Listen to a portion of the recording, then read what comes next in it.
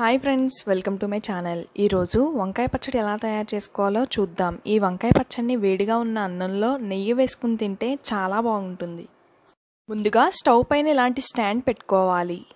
ముందుగా ఒక వంకాయని తీసుకుని ఈ వంకాయకి ఆయిల్ అప్లై చేసుకుని బాగా కాల్చుకోవాలి.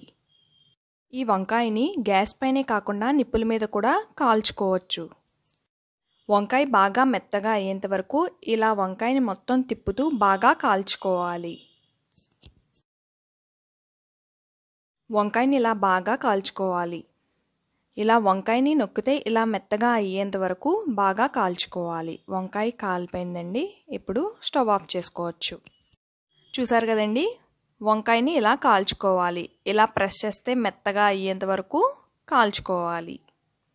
ఇప్పుడు వంకాయ పైన తొక్కను తీసుకుని శుభ్రం చేసుకోవాలి.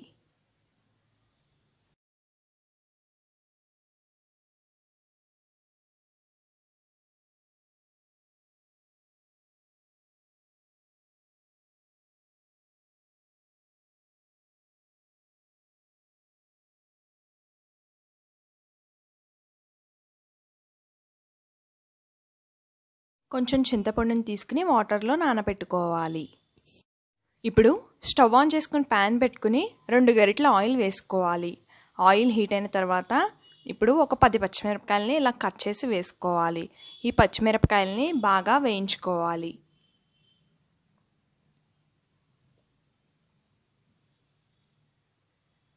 ఇప్పుడు 1 టేబుల్ స్పూన్ మినప్పప్పు, 1/2 టేబుల్ స్పూన్ ధనియాలు, 1/2 టేబుల్ స్పూన్ జీలకర్ర వేసుకుని వేయించుకోవాలి.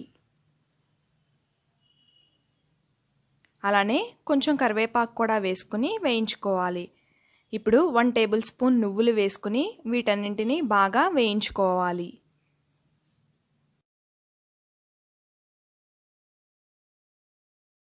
ఇలా బాగా వేయించుకున్న తర్వాత ఇప్పుడు స్టవ్ ఆఫ్ చేసుకుని వెల్లుల్లిపాయలు వేసుకుని ఇదే వేడిలో మగ్గించుకోవాలి. ఇప్పుడు ఇవి చల్లారిన తర్వాత మిక్సీ జార్లోకి వేసుకోవాలి. ఇలా మిక్సీ జార్లోకి వేసుకుని గ్రైండ్ చేసుకోవాలి. అలానే టేస్ట్కి సరిపడా సాల్ట్ కూడా వేసుకుని మెత్తగా గ్రైండ్ చేసుకోవాలి. ఇలా గ్రైండ్ చేసుకున్న తర్వాత చింతపండు కూడా వేసుకుని గ్రైండ్ చేసుకోవాలి. చింతపండు వేసుకుని గ్రైండ్ చేసుకున్న తర్వాత వంకాయని కూడా వేసుకుని మెత్తగా గ్రైండ్ చేసుకోవాలి. ఇప్పుడు వేరే బౌల్లోకి తీసుకుందాం.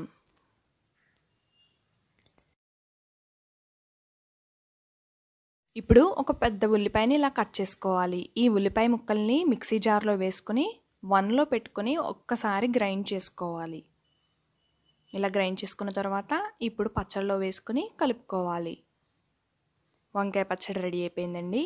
ఈ పచ్చడిని మొదటి ముద్దలో నెయ్యి వేసుకుని తింటే చాలా బాగుంటుంది. Thank you friends. ఈ వీడియో కనుక నచ్చినట్లయితే లైక్ చేయండి మరియు కమెంట్ చేయండి. మరిన్ని వీడియోస్ కోసం మన ఛానల్ని సబ్స్క్రైబ్ చేయండి. అలానే ఈ వీడియోని షేర్ కూడా చేయండి.